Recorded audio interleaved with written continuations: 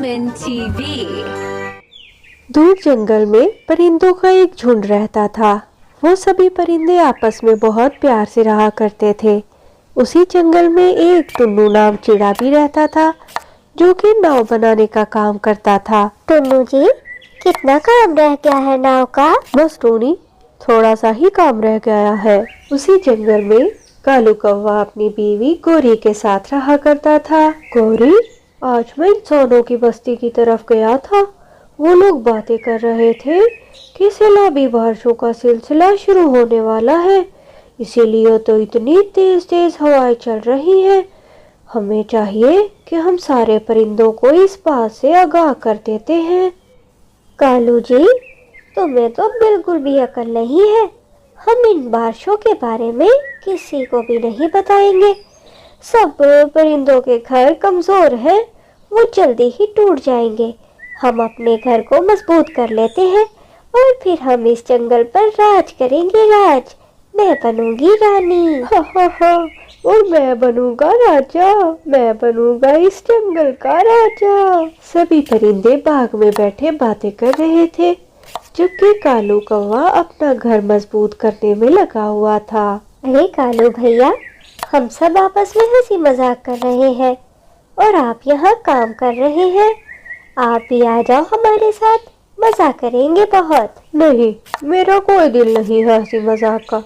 तुम लोग जाकर करो, मुझे काम करना है। प्यारे दोस्तों, आगे की कहानी देखने से पहले मेरी वीडियो को लाइक और चैनल को सब्सक्राइब कर दो, ताकि आप मेरी आने वाली वीडियो भी देख सको। शुक्रिया। मैं तो हैरान हूँ, ये कालू भैया को आज इतना काम करने की कैसे सूझी।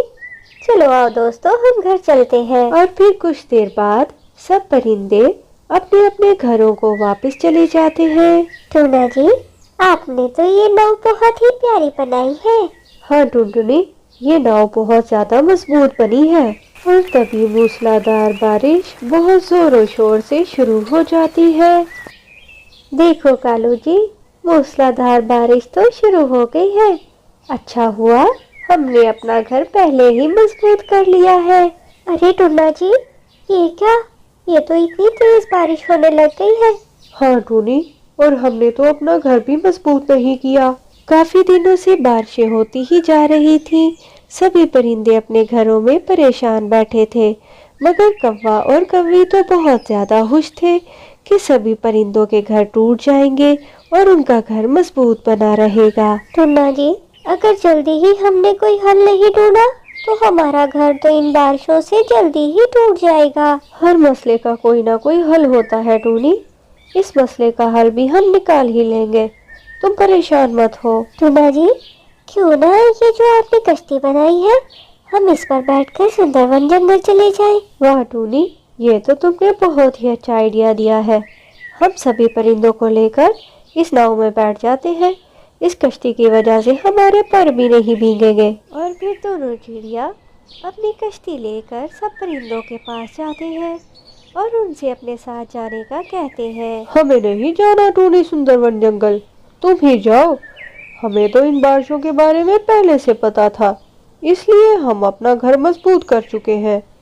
तुम लोग को जाना है तो तुम लोग जाओ। कालू भैया, ये आपने अच्छा नहीं किया। अगर आपको ये बात पहले से पता थी तो आपको हमें भी बताना चाहिए था। सोनी चिड़िया, तुम तो अपना मुंह बंद ही रखो। जब हमें नहीं जाना तो नहीं जाना, तुम जाओ यहाँ से। कालू की बात सुनकर सब परिंदों को बहुत दुख होता है, मगर सब परिंदे जल्दी से कश्ती में बैठ जाते हैं और सुंदरवन जंगल की तरफ रवाना हो जाते हैं। दोनों कौवे उनको जाते हुए देख रहे थे। अच्छा हुआ दोस्तों, हम वक्त पर सुंदरवन जंगल आ गए। यहाँ हम आसानी से अपना वक्त गुजार सकेंगे। मगर ये कालू कौवे ने हमारे साथ अच्छा नहीं किया। बारिशें बहुत ज्यादा होने की वजह से पानी बहुत जंगल में भर चुका था और बस अब पानी कालू के घर में जाने ही वाला था। गौरी, तुम्हारी बात मानकर मैं उनके साथ सुंदरवन जंगल नहीं गया। देख लो बस अब हमारी शामत आने ही वाली है। तुम सही कह रहे हो कालू, हमें इतना गरूर नहीं करना चाहिए था। अब हम यहाँ मर जाएंगे और किसी को पता भी नहीं चलेगा। बहुत जल्द कालू के घर में पानी आ जाता है। तेज पानी की वजह से कालू का घर टूट जाता है और दोनों कौवे पानी में बहकर मर जाते हैं। तभी सब परिंदे वापस अपने जंगल आते हैं और क्या देखते हैं कि कालू और गौरी तो तेज पानी की वजह से मर गए थे। देखो दोस्तों, ये लोग अपने आप पर कितना गरूर करते थे और अपने मजबूत घर पर, मगर देखो सैलाबी बारिशों में आज दोनों डूबकर मर चुके हैं।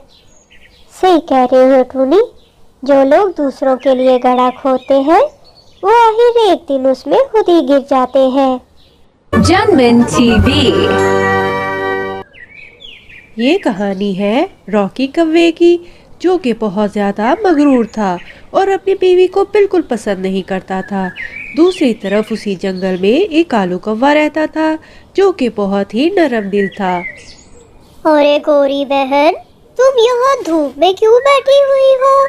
तुम्हें तो इस वक्त अपने घर में होना चाहिए था। क्या बताऊँ आपको कालू भैया, मेरे शौहर ने मुझे घर से निकाल दिया है, इसलिए यहाँ पर धूप में बैठी हूँ। रॉकी तो मेरी बीवी का भाई है, मैं तो उसे बहुत ही अच्छा समझता था। कालू भैया, अब मैं क्या बताऊँ आपको, उन्होंने मुझे आज बहुत मारा है। कहते हैं तुम बिल्कुल भी प्यारी नहीं हो, ना ही तुम अपने साथ कोई जहेज लाई हो, इसलिए अब मेरे पास रहने के लिए कोई जगह भी नहीं, इसीलिए यहाँ पर बैठी हूँ। गौरी, तुम बिल्कुल मेरी बहनों की तरह हो। चलो मैं खुद जाकर रॉकी से बात करता हूँ। रॉकी भैया, ये तुमने अच्छा नहीं किया। गौरी बहन कह रही है तुमने उसे घर से निकाल दिया है, किसी की मजबूरी का फायदा नहीं उठाना चाहिए। कालू भैया, आप मेरी बहन के शौहर हो, इसलिए मैं आपकी इज्जत करता हूँ। आप हमारे घर के मामले में ना बोले। इस गौरी की तो आदत है हर जगह मेरी बुराई करने की। अब तो मैं दूसरी शादी करके ही रहूँगा। चलो जाओ, यहाँ से निकलो।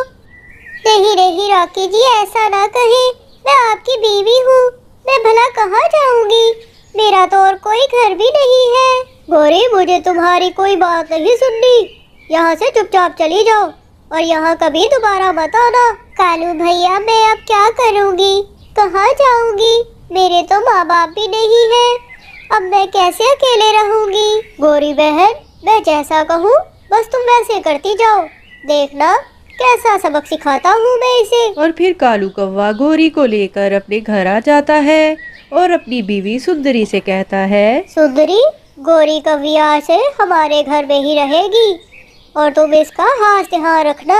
मगर क्यों कालू जी, गौरी को तो रॉकी भैया के साथ उनके घर में रहना चाहिए, ये हमारे घर में क्यों रहेगी? क्योंकि तुम्हारा रॉकी भाई दूसरी शादी कर रहा है, तो गौरी को अब कहीं तो रहना था, इसलिए वो यहाँ रहेगी। और फिर गौरी कौवी कालू कौवे के घर ही रह जाती है।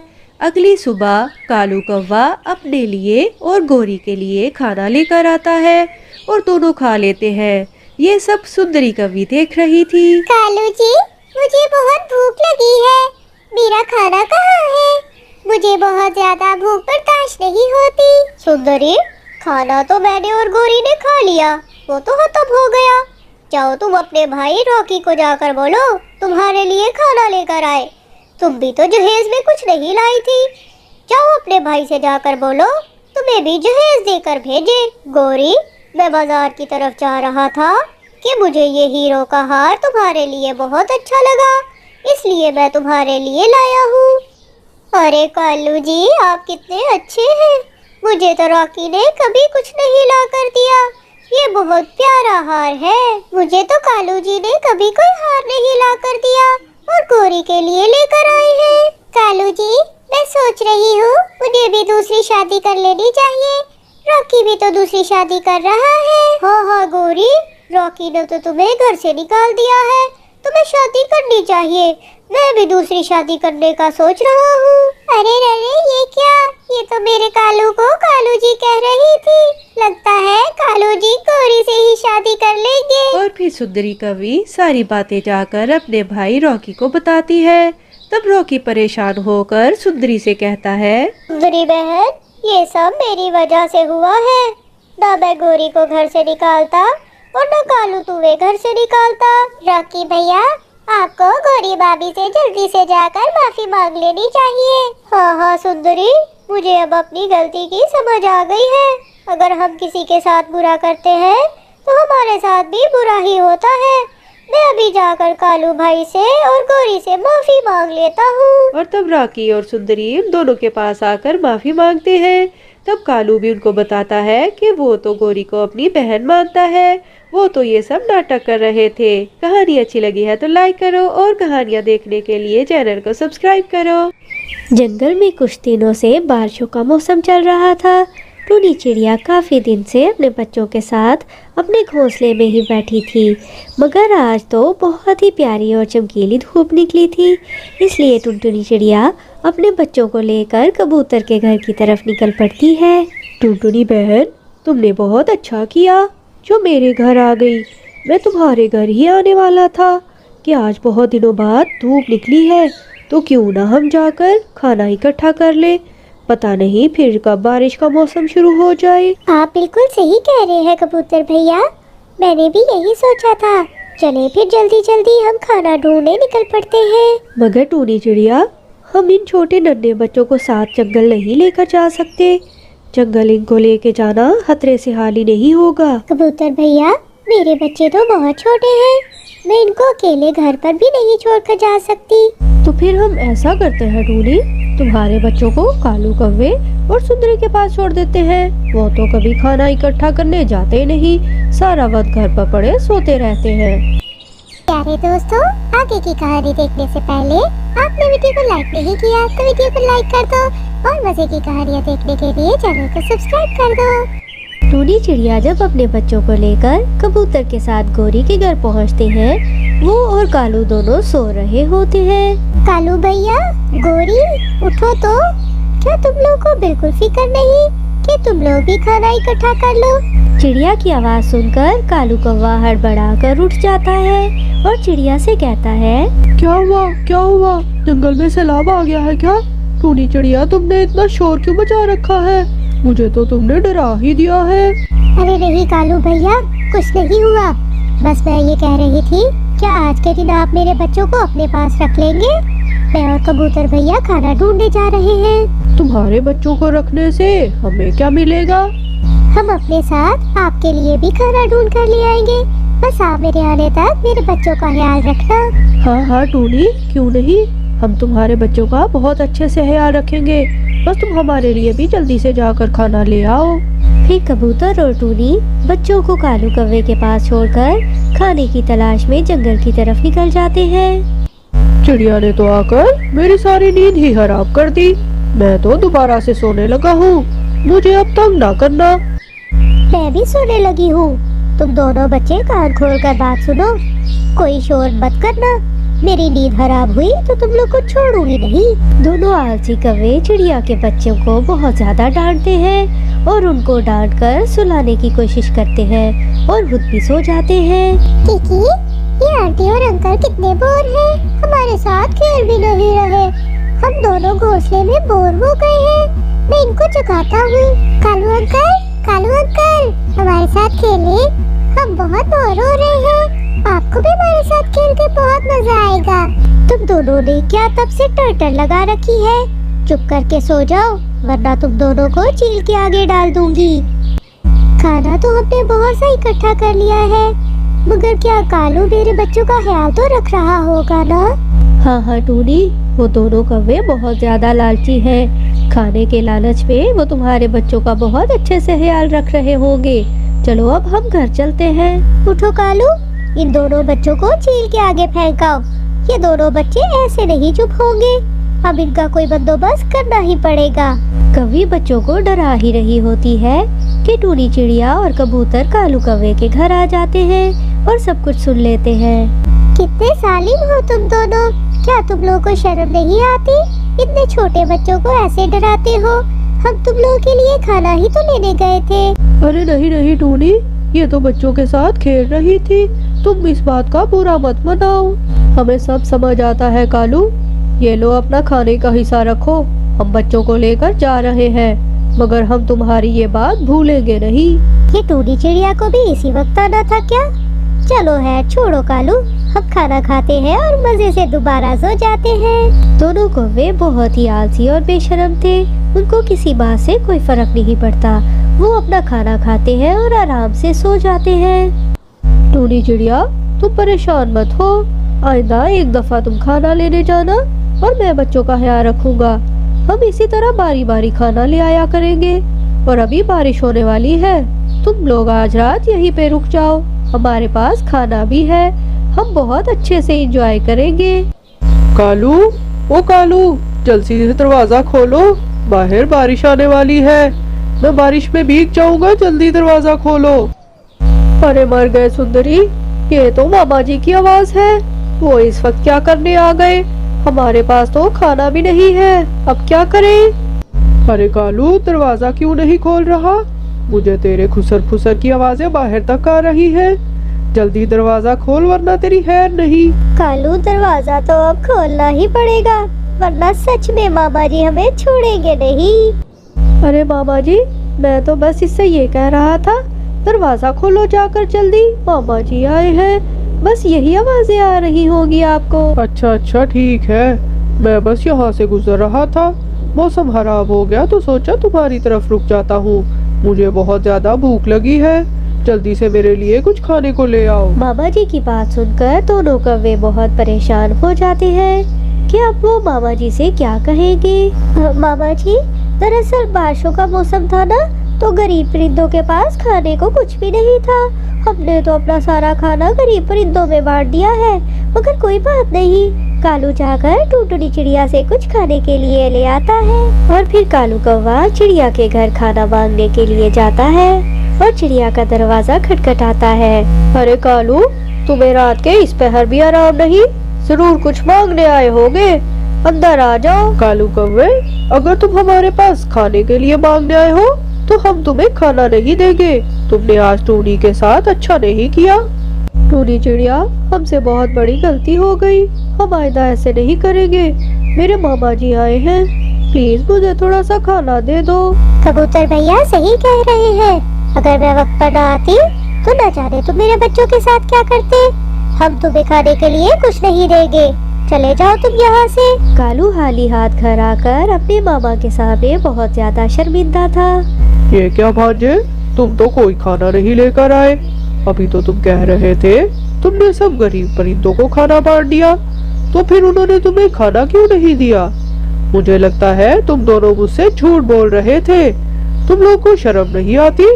बारिश के मौसम में भी अपने लिए खाना नहीं इकट्ठा किया तुमने। अपने आलसीपन की वजह से कालू कौवे को आज अपने मामा के सामने बहुत ही बेइज्जती महसूस होती है और शर्मिंदगी उठानी पड़ती है। तो प्यारे दोस्तों, इस कहानी से हमें सबक मिलता है कि जैसा करोगे वैसा भरोगे। कहानी अच्छी लगी है तो लाइक करो और मज़े की कहानियाँ देखने के लिए चैनल को सब्सक्राइब करो। चिड़िया के पास एक आम का पेड़ था। चिड़िया बहुत ही रहमदिल थी। चिड़िया खुद भी आम खाती, अपने बच्चों को भी खिलाती और जो आम बच जाते वो रसीले आम जाकर नदी के किनारे बैठती और दूसरे परिंदों को बेच देती थी। माँ, हमने आम खा लिए हैं, आप बाकी आम जाकर नदी पर बेच आओ। मैं किकी का खूब अच्छे से ख्याल रखूंगी। चिड़िया अपने बच्चों को घर पर छोड़कर आम बेचने के लिए नदी किनारे आ जाती है। आंटी चिड़िया तो यहाँ आम बेच रही है, बहुत अच्छा मौका है। आंटी चिड़िया के जाके पेड़ से सारे आम चुरा कर खाता हूँ। जग्गू कौवा, जो कि गोरी का बेटा था, वो बहुत ही चोरियां करता था। वो आम चुराने चिड़िया के आम के पेड़ पर चला जाता है। चिड़िया बहन, दूसरे जंगल से मेरी बहन आई है, ये सारे आम तुम मुझे बैग में डाल दो, मैं अपनी बहन को जाते वक्त साथ में दूंगा। हाँ हाँ तोते भैया, मैं अभी आपको सारे आम डाल देती हूँ। ये आम बहुत ही रसीले हैं, आपकी बहन को खाकर बहुत ही मजा आएगा। आज तो सारे आम बहुत ही जल्दी खत्म हो गए और अभी शाम होने में तो काफी टाइम है। मैं दोबारा जाकर तरह से थोड़े से और आम तोड़ लाती हूँ। चिड़िया अपनी टोकरी उठाती है और अपने आम के पेड़ से आम लेने चली जाती है। आहा, ये आम तो थोड़ा खट्टा लग रहा है, वो वाला आम जाकर देखता हूँ। ओहो, ये भी बहुत खट्टा लग रहा है, वो वाला आम खाता हूँ, वो सही लग रहा है। ओहो, ये भी बहुत खट्टा है, जग्गू ने सारे आम तोड़ तोड़ कर नीचे ढेर लगा दिया था। उसे नहीं पता था कि तभी चिड़िया भी वहीं पर आ गई थी। ओ छोटे कौवे, इस तरह की हरकतें क्यों कर रहे हो? सारे आम तुमने नीचे जमीन पर गिरा दिए हैं। कोई इस तरह करता है क्या? मेरा जो दिल होगा मैं वही करूँगा। क्या आपको नहीं पता मैं गोरी का बेटा हूँ? गोरी और कालू मेरी मम्मी पापा हैं। तुम जिसके भी बेटे हो, मुझे कोई फर्क नहीं पड़ता। जल्दी से यहाँ से भाग जाओ, वरना मार मार कर तुम्हारा आम ही बना दूंगी। आपने मुझे डांटा? मैं अभी जाकर अपनी माँ को बताता हूँ। देखना तो वो कैसा मजा चखाते हैं आपको। आपको भी पता नहीं। बहुत मारा मुझे माँ। माँ, उस छोटी चिड़िया ने मुझे बहुत ही मारा है। मैंने बताया मैं आपका बेटा हूँ, फिर भी मुझे बहुत मारा है। हाय, मैं मर गई। उस छोटी चिड़िया की इतनी हिम्मत, मेरे जग्गू को मारेगी। देखना जग्गू, मैं इसका क्या हाल करती हूँ। प्यारे दोस्तों, अगर आपने अभी तक मेरी वीडियो को लाइक और चैनल को सब्सक्राइब नहीं किया तो वीडियो को लाइक और चैनल को सब्सक्राइब कर दो और फ्रेंड के साथ शेयर भी कर दो। शुक्रिया। माँ, आप भी उस चिड़िया के बेटे को इतनी पिटाई लगाना, क्या उस चिड़िया को समझ आ जाए कि आगे से जग्गू को नहीं मारना। तू देखना मेरे जग्गू, मैं इस चिड़िया को कैसा मजा चखाती हूँ। अभी तो रात हो गई है, कल सुबह देखेंगे। तो चल अब घर सोते हैं जाकर। कालू कौवा घर आ जाता है। वो सब सोने के लिए लेट जाते हैं, मगर गोरी बीबी उस बात को भूल ही नहीं थी। वो सबके सोने का इंतजार करती है। जैसे ही कालू कौवा और जग्गू सोते हैं, वो हाथ में जहर की बोतल लेकर जंगल की तरफ निकल पड़ती है और फिर जैसे ही चिड़िया के आम के पेड़ पर पहुंचती है, उस बोतल में से सारा जहर निकालकर सारे आमों पर छिड़क देती है और आराम से घर आकर दोबारा सो जाती है। अगली सुबह चिड़िया अपने बच्चों से पूछती है कि क्या वो उनके लिए आम लेकर आए।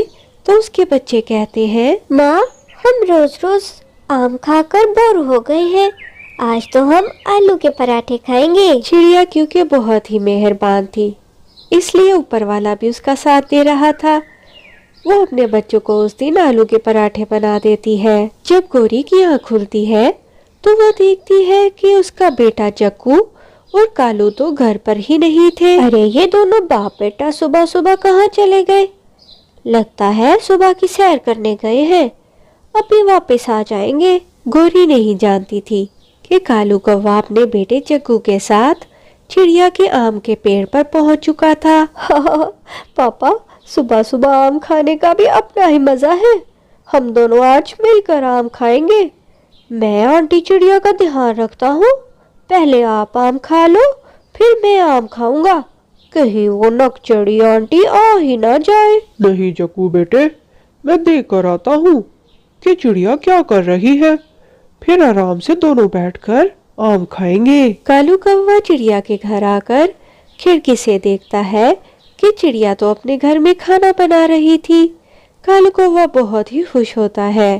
जग्गू, आज तो हमारी मौज हो गई है। चिड़िया घर में खाना बना रही थी, हम दोनों आराम से बैठकर आम खाएंगे। दोनों बाप बेटा इस बात से बेखबर कि रात को गोरी इन आमों पर जहर डालकर गई थी, मजे मजे से आम खाने लगते हैं। चिड़िया अपने सब काम खत्म करके अपनी टोकरी लेकर आम लेने के लिए जंगल की तरफ जाती है, मगर वो देखती है कि जग्गू और कालू तो दोनों मरे दरख्त के नीचे पड़े थे। अरे कालू, कालू भैया, ये क्या हो गया आपको? अरे कोई है, कोई सुनो, मेरी मदद करो। ये देखो, कालू और जग्गू को क्या हो गया? वहाँ से गुजरते कबूतर की नजर उन पर पड़ जाती है और वो भागा हुआ गोरी के घर जाता है। अरे गंदी आंखों वाले कबूतर, तू सुबह सुबह मेरे घर क्या लेने आ गया है?